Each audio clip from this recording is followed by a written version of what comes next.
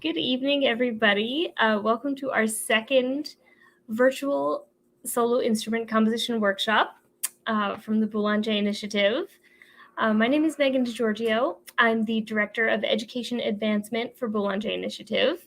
And before we get started with tonight's program, I want to just give you a little bit of background. So if this is your first time joining for one of these events, welcome.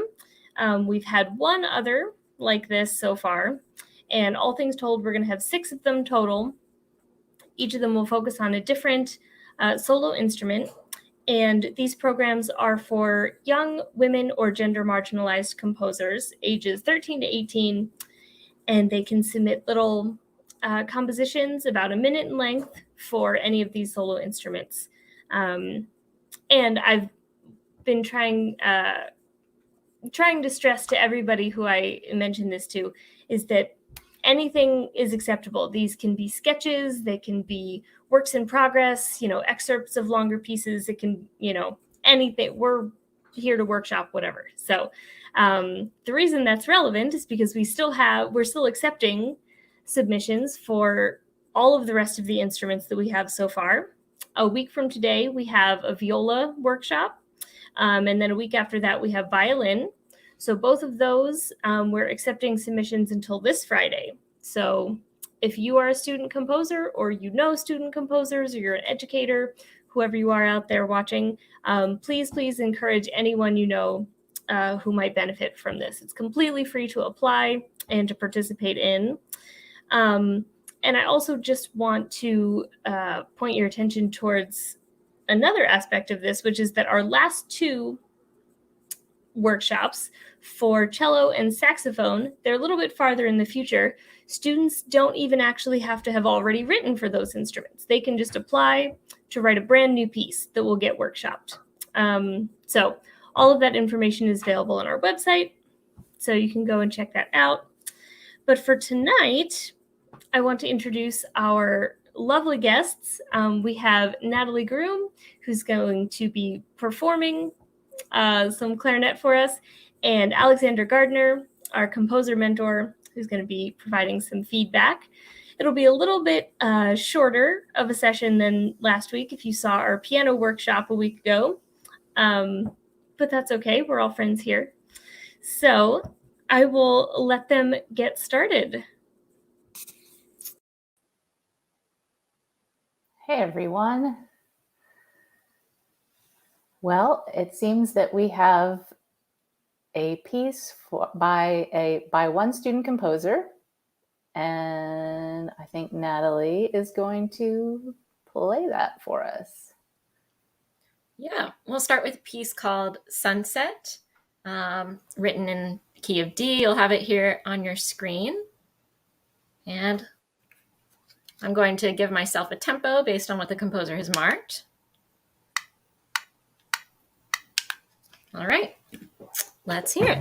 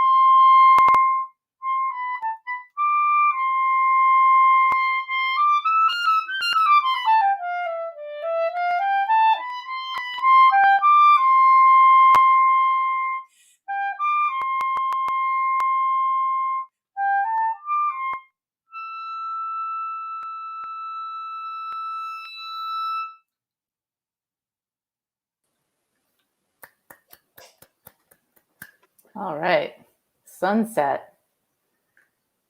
Beautiful. Thank you, Natalie, for performing that. Yeah, this piece is lovely. I really appreciate that you sort of know what it's about right away. It definitely portrays the feeling of a sunset, I would say. It's very clear that way. I love it when, the form of a piece sort of clarifies the title in a a nice way like that. One thing that I would love, and I love the spirit that you performed it in, Natalie. I would love to, if there were like a descriptive word to go with the metronome marking, maybe, glowing or anticipatory, or, something that relates a sunset. But yeah, I have so many questions. Natalie, what about do you mind if I ask you a few questions that relate to clarinet and this piece, and then we sort of go more generally into clarinet writing? Does that sound good? Yeah. One of the things that I really love about writing for clarinet, it's really like my happy place, is how agile it is, both in terms of like register and dynamic range, and just it can sort of turn on a dime, can do so many things that are really compelling. And one thing that is really interesting about this piece is that it has really high registral, dynamic there. Do you want to talk about that? About how that felt to play? Yeah, I mean, I would say depending on the context of who this is written for, it sits maybe a little bit high. I would say, if your audience is anything below collegiate level, let's say, I probably wouldn't include anything higher than a D or an E. It just kind of depends. If you have a little bit more advanced high school student, maybe somebody involved in all region and all state, those kinds of things. An A is pretty uncommon to see for the younger age range. But that being said, even though it sits a little higher, the context of the high A and even the high G is used in a good way. Like, it's in a scalar passage, and so we're not hanging out on those notes for too long of a time, and it's at a climactic moment too. So it's using both rhythm and accents, volume and range to build that intensity at that what seems to me to be the peak moment, and then we fade away into the sunset. I would add that the very last note, one of the things the clarinet is great at is coming from absolutely nothing and just playing really soft across all areas of the clarinet. But that being said, depending on the age and experience level of who might be playing this, an F sharp on the very end, starting pianissimo, can be kind of challenging, and playing it really beautifully and in tune and all of those things. I'm using kind of a fake fingering for that note in this context for that reason, to try to make it soft and not pop when I play it. There's a couple of notes that I tend to steer away from on the instrument, like when I'm writing for myself or for my duo. And F sharp is one of those, the high F sharp, just because it's kind of unstable. So in this context, I think it's fine, but that's just something to look out for in the future. Yeah, I agree. I mean, the use of the high register is really appropriate where it is and why it's there, and I completely get it. And that said, I think that it might be interesting to hear this entire piece just bump down a bit for the, like, start everything lower, just transpose the whole thing a little bit lower, so that you get some more at the beginning of like that very yummy Chalumeau low register, and then it sort of, as the clarinet moves up, it gets brighter and brighter and brighter. And I think that would be, a really interesting thing to hear. And then it might be more appropriate for a younger clarinetist to play if it were overall lower, because those are high notes. Those are, yeah. Sure. Well, there, so the lowest note is a C, so this could be transposed all the way down to, printed C. It could be transposed C sharp all the way down to an E. So there's a lot of room where it could all shift down, or even most of this piece, the whole thing could be played down an octave. And not that has to be the solution, but when I'm thinking about the moods, the indicator we have right now is sunset, and if we had another mood like glowing or whatever else it could inform it. For me, I kind of think of the low range, the Chalumeau of the clarinet, as being the more sunsetty range, because it's really warm. It can be incredibly quiet and a little bit hazy too. So that's just maybe coloristically something to play around with, or maybe, I'm looking at the last, starting from measure 17, maybe if it started going down an octave there so that the very last note was the lowest F, 2, 3 octaves below that, maybe a more sunsetty mood. But we have a suggestion. We can try playing it different ways. Yeah, I mean, I could try playing some of this down an octave if you wanted to hear it. But just kind of different moods that the clarinet can get. Yeah, let's do it. So some of the notes I can't take down. The C to the D, C sharp to D, I can't. But everything else is pretty easy to read.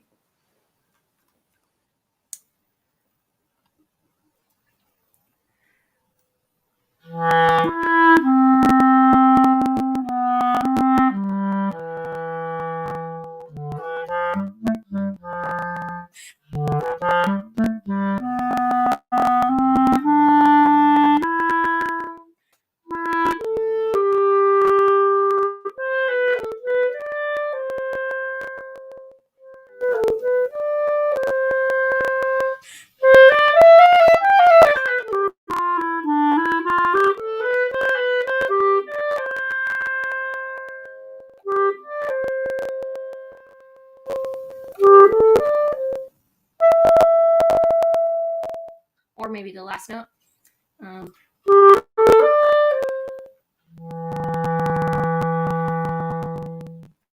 And maybe even taking that whole last phrase, it could be down one more, so 2 octaves from what's printed right now.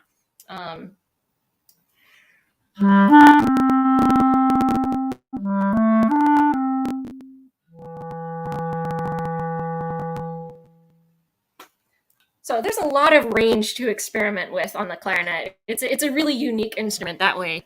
Flute, oboe, saxophone, most of those, kind of the lowest note is about a B, printed B, and their high range sometimes caps out around maybe a G before it gets into the extreme. So there's a lot more lower part of the clarinet to mess with, and that's honestly one of my favorite parts of the clarinet to spend a lot of time in. I think it's really beautiful. Totally. I love it too. And that's the area on the clarinet where it feels like, at least to my ear, the sort of most gratifying to start from absolute silence and sort of fade in from absolutely nothing, and then vice versa, fade out into nothing. It's gorgeous. Yeah. I loved hearing it lower like that. It still reaches all of the ranges, all of the different registers, so it's still like satisfying in that way. And it's really different feeling. It's a little easier too. So in the third line, measure 13, 14, it seems like kind of an echo effect. It's easier to play much softer if it's down an octave. Yeah. I have a question about, how do you feel, Natalie, about composers leaving room to breathe in pieces? So I strongly prefer that they do it. Yes, breathing is great. We don't want, the woodwind and brass players to fall over. This is key. I feel like the phrase markings in this piece sort of imply where you're supposed to breathe, which, is a good thing. And I wonder if there are more spots where rests could have been included to make sure that the player knows, like, instead of having to sort of guess, the player knows, like, where can I really take a break and take a good breath here? What do you think? Mm-hmm. Yeah, this is a slow enough tempo, and musically, melodically, it feels like very clear moments to me, but I'm just going based on years of experience and intuition. Especially if you have something really specific in mind of where you want a phrase marking that might not be clear based on the slurs or whatever else you see in the part, feel free to include a breath mark too, so that if there's something specifically you want people to play through, that they do that, because we just might have a different interpretation than what's going on in your head. I mean, looking at the page, Alex, was there any place where I breathed where you thought, nah, I think it would have been neat if it went through there, or a shorter breath or a longer pause? I didn't really hear anything. I kind of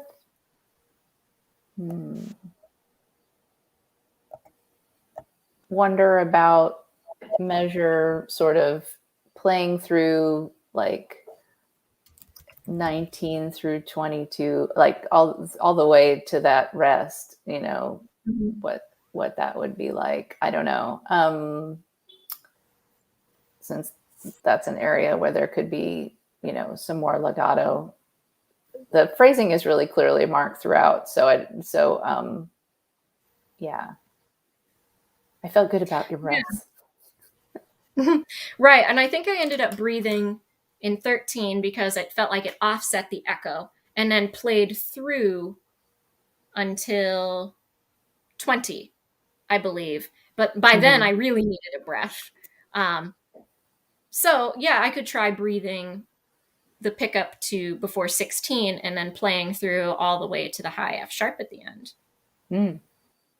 That's an option. Okay. Yeah. Let me try that. So I'll do, how about I'll start in measure 10.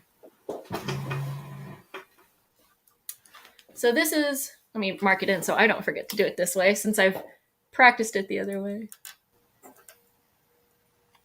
Let's see if I can make it all the way. It'll be a few measures. All right.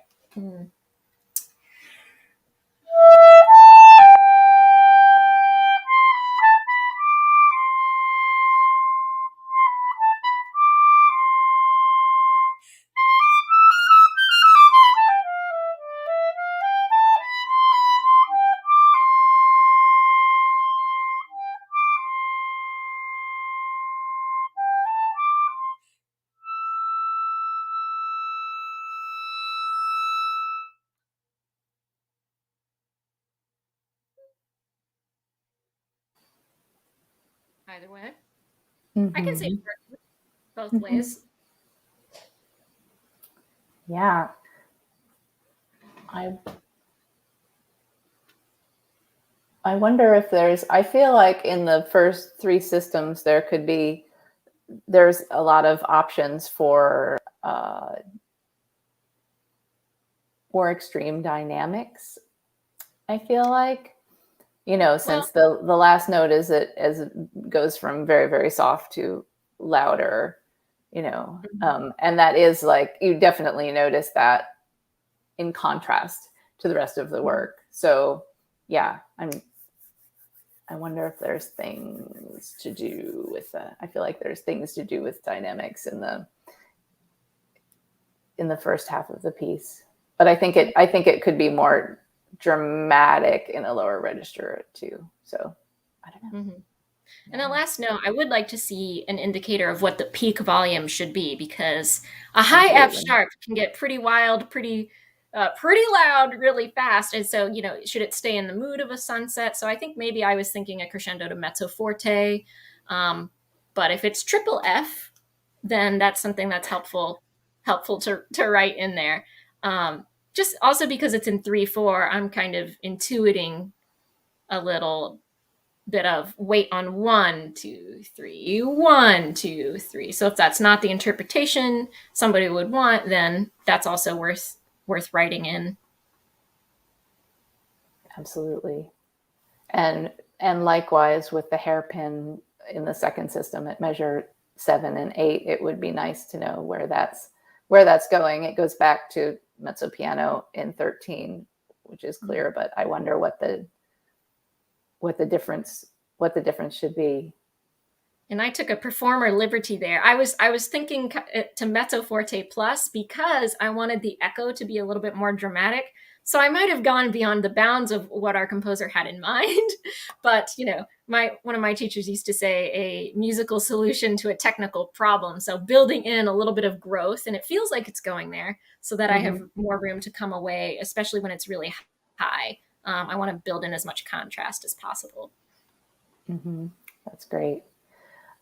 I'm curious, Natalie, does clarinetists in general have a preference for keys with sharps or flats in terms of reading, fingering, all the things? I think it's probably more about how many there are rather than a preference. I mean, I've changed over the years. I think when I was in high school, I preferred sharp keys for whatever reason, but maybe it was because band music had more of that. And I think now, tonally, I tend to prefer keys with flats because the notes that are emphasized on sorry, I should say, I'm speaking also to what's printed, not concert pitch. So I'm always going to be talking about what's printed, not concert pitch. So, you do your own transposition math for anybody watching. But flat keys, I think, tend to sound a little bit more mellow. And sharp keys, there's just a couple of notes that are particularly strident on the clarinet when they're emphasized in sharp keys. Like actually high A being one of them, the high F sharp being another, C sharp, two lines over the break. They're just, how they sit acoustically on the clarinet are really strident. So I think that's maybe why now I tend to prefer the sound concept of flat keys. But then based on experience and age and those kinds of things, probably stick within 3 to 4 accidentals for younger students. And then, college and professional, of course, can incorporate more. I think 2 sharps for this is very reasonable for anybody. Right. Great. That reminds me, maybe we should explain a little more for anybody who's watching who is not a musician or who does not play clarinet. Can you talk about the transposition? Oh, yes. Clarinet? So, where to begin? So I'm assuming, okay, most instruments are in the key of C, and we don't have to go into why that is or what exactly that means. But if you're looking at a piano, there's a certain key that if you touch it, it's one note, and all the other instruments who are in the key of C, as the piano is, when they play that same note, they will sound like they're playing the same thing. However, when the clarinet plays a written C, it will be a whole step apart from that. So a concert B flat is a printed C for clarinet. And so it's a transposing instrument. And when you hear it, that's why it says clarinet in B flat. And other transposing instruments like alto saxophone in E flat or clarinet in E flat, they're playing something other than what all of the other C instruments are playing. So there's a little bit of a conversion and mental math when you're trying to figure out what those two things are. So if you're doing your composition in music notation software, there's usually a button that says transpose parts. So you're probably composing in a C score, and then you hit transpose and it changes the clarinet, the horn, the saxophone parts to the appropriate key for their instrument. Do you want to add anything to that too? It's such a weedy topic. Super weedy. Yes, you're right.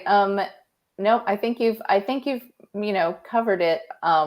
Usually, so that means this whole transposition issue means that, for instance, a full score of an orchestra piece, for instance, might be in C. It could be transposed for everybody, but a lot of times it will be in the key of C, but then the parts will look different for each player. Mm-hmm. So the clarinets will get the B flat version of the clarinet part, which looks a little different, and the, saxophones and whoever else needs to play in it, horns, English horns, French horns.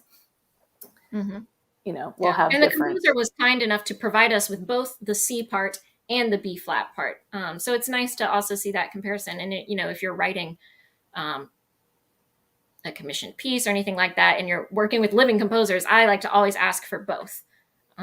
It's just really helpful to have both, because depending on the context, you might want a C score when you're analyzing how you're supposed to tune this chord, and it's just easier to see it all in C and understand immediately what the sonority should be like. And then sometimes you want to see the written pitch because you want to know, I know double high B flat on the flute is an out of tune note, and I have X note on clarinet. How are they going to mesh? And you don't have to think about, maybe you do want to think about where it sits acoustically on the instrument, like fingering wise, if it's going to be a problematic work.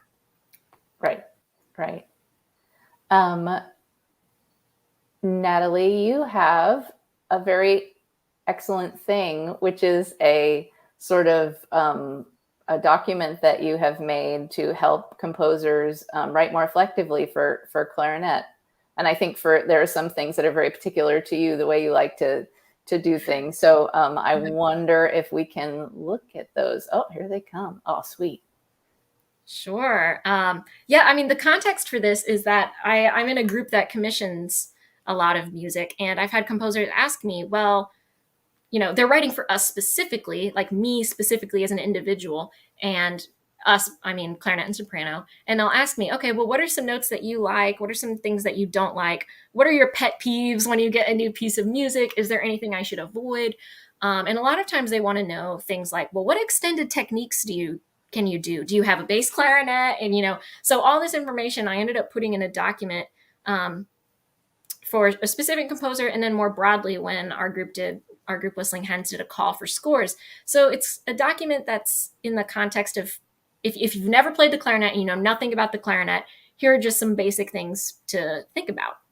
So on the first page, and I'm not sure how clear this is to all of you, but I'll emphasize that everything I talk about is in written pitch. So it might not be concert pitch. And everything in this document and that I talk about actually applies to every clarinet. So no matter the size of the clarinet, E flat, B flat, A, and bass clarinet, which are the most common, the fingerings are actually all the same. The only thing that's different is the key of the instrument. So that's why it's important to look at the written pitch. Everything related to fingering notes is going to apply on every clarinet, even though they're in different keys. So a typical written clarinet range is E1 to G4, and that doesn't align with concert pitch, which you'll see down below. And I think of E1 as being the first E because it's the lowest note on a regular clarinet, with the exception of bass clarinets or basset clarinets with a C extension. It's the lowest note that you'll be able to get. And so that's why I think of it as E1 up to E4 being the range of E's that you can access. So E1 to G4, I would say, is pretty typical range to see in most music, maybe only to a D or an E for younger students. And then for maybe professionals and people who specialize in contemporary music, I'd say up to double high C is common enough to see, but please don't do it too much. Don't hang out up there. It's possible, just so you know, but not necessarily the thing you want to do. So we can look at the second page. And this is very specific to me, some of this. Like one of the composers said, well, what's a note that you dislike? I said A4. So that's 4 lines above the staff written for the clarinet. Just because there's only one fingering for it, really. And it's a very strident note. It's a very sharp note. I'll also mention every clarinet, like the instrument itself, is different. So some notes will feel better than others, instrument to instrument. But this is a note that across clarinets is just a pretty unstable one.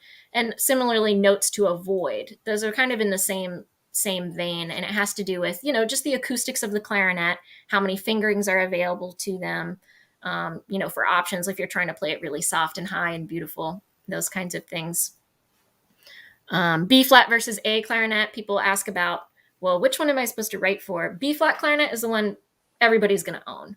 There's nobody who has an A clarinet and not a B flat clarinet. And the reason people have A clarinets is if they play an orchestra primarily.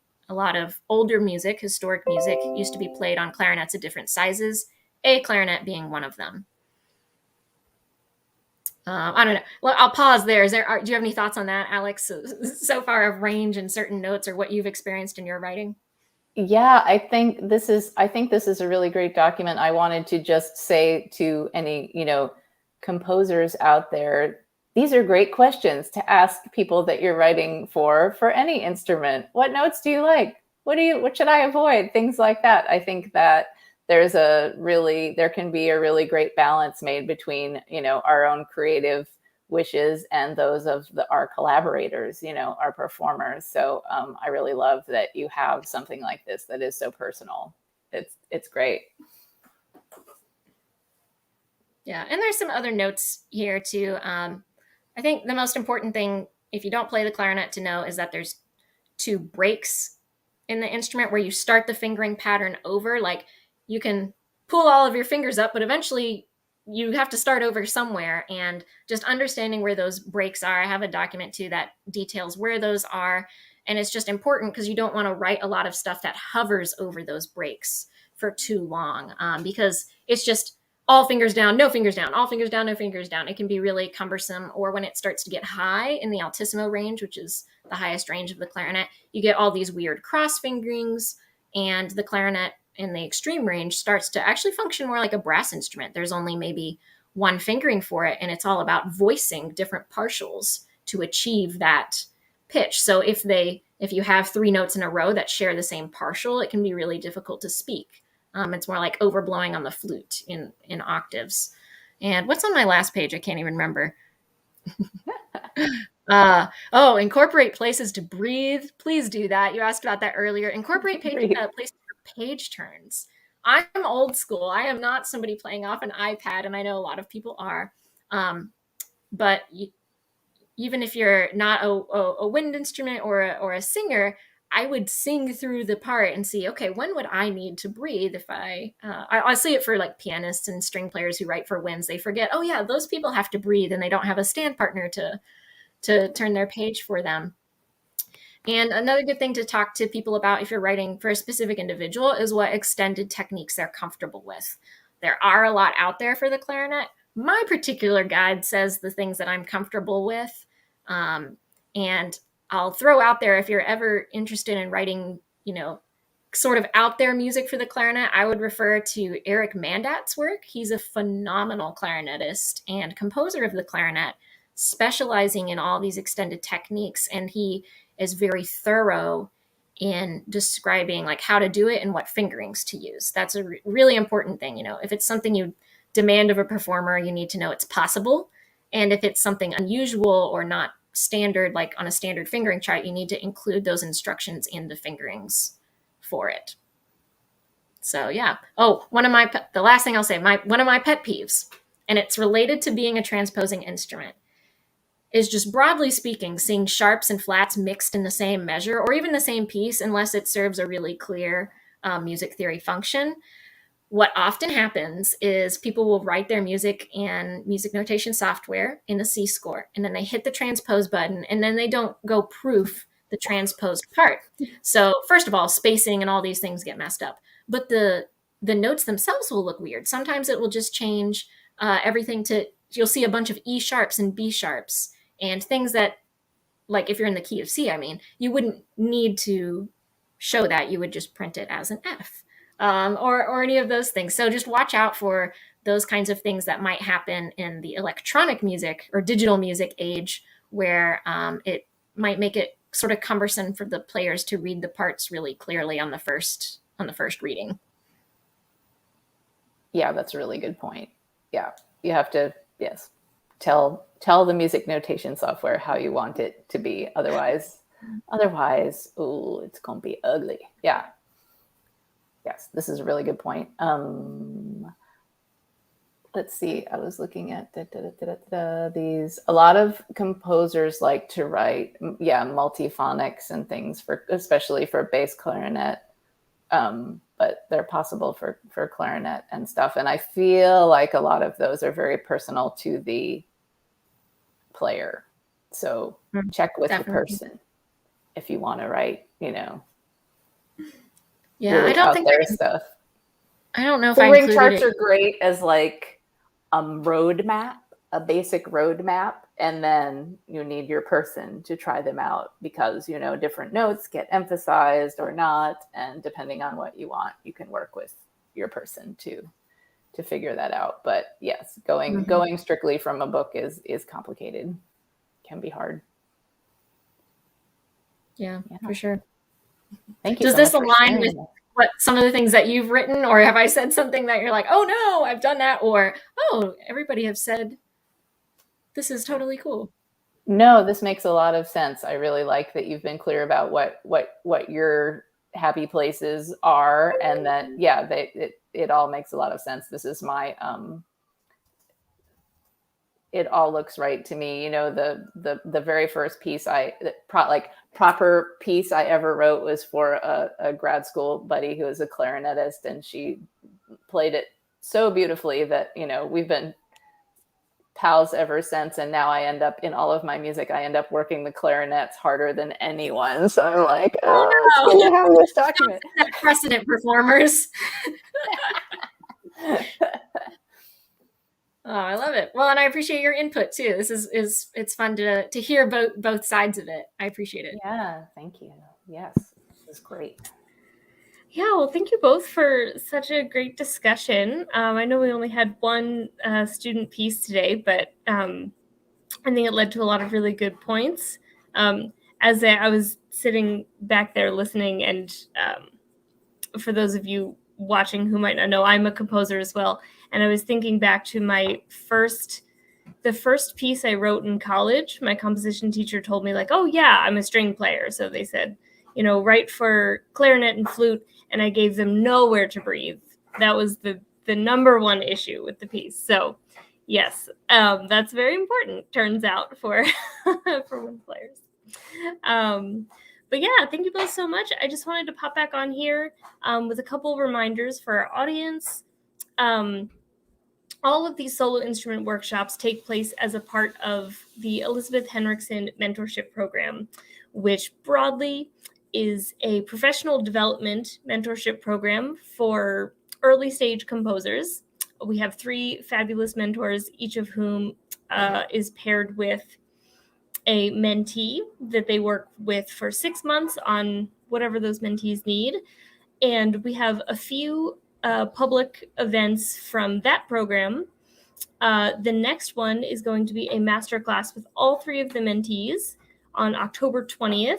And that is with one of our mentors, Nina C. Young. Alex is another one of our mentors. So just keep your eye out for events involved with that program. I want to put one more plug out there for our upcoming solo instrument workshops like this one. So for viola and violin, we're accepting submissions until Friday. So little 1-minute pieces or excerpts of pieces or sketches or whatever they are. For violin or viola, we're accepting until Friday. And then pieces for cello or saxophone, or just an application to write a new piece for cello or saxophone. We're accepting those for a while later. So all of that information can be found on our website. All of the links are in the chat of both Facebook and YouTube, wherever you're watching it. And I think that that's probably good for tonight. Thank you both very much. And I hope to see everyone who's tuning in with us at our next event. Thanks, everyone. Have a great night. Good night. Thank you.